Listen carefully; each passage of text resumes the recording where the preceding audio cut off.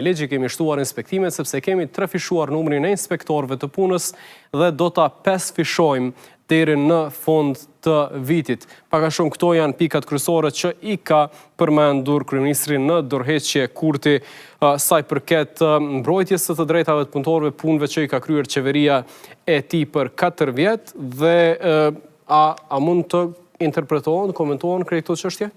Edhe pse nuk i komentoj çështjet e interpretimeve politike, situata në terren nuk është, domethënë, nuk është mirë edhe për zbatimin e ligjit, nuk është mirë edhe për zbatimin e kontratave të cilat i kanë punëtorët, janë punëtorët që paguhen me një pagë minimale, ndoshta edhe janë punëtorët ata cilë janë në vendin e punës, por janë të pajisur pa kontrata, e krejt kjo është si pasojë e një mos funksionimit të një inspektoriatit punës, i cili është në mungesë të kuadrave, është në mungesë të punëtorëve, andaj mendoj që një, domethënë, shtim i numrave të inspektorëve të punës do të rregullonte gjendjen. E tha, do ta pesfishojmë numrin deri në fund të vitit, cili është roli i inspektoratit punës këtë rast dhe a ka ushtruar rolin që ka deri tash?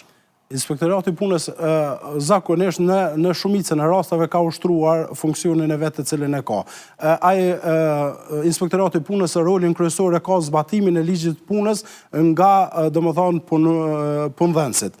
Andaj zbatimi i ligjit në terren mungon. Pse mungon? Sepse edhe numri inspektorave është shumë i vogël, andaj edhe mbikëqyrja ndaj këtyre të fundit është minimale.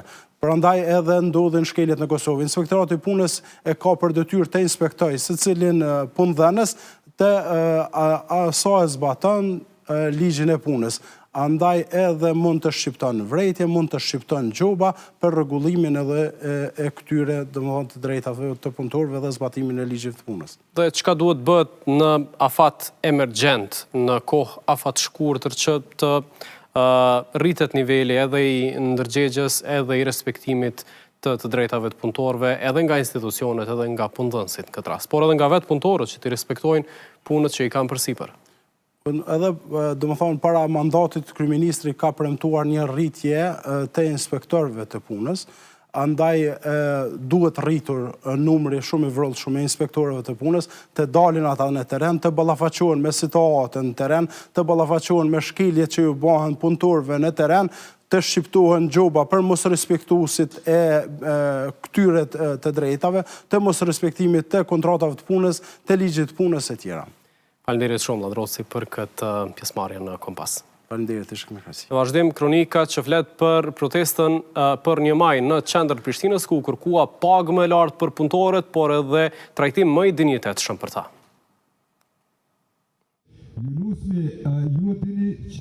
1 maj në Kosovë silli thirrje për jetë më të dinjitetshme.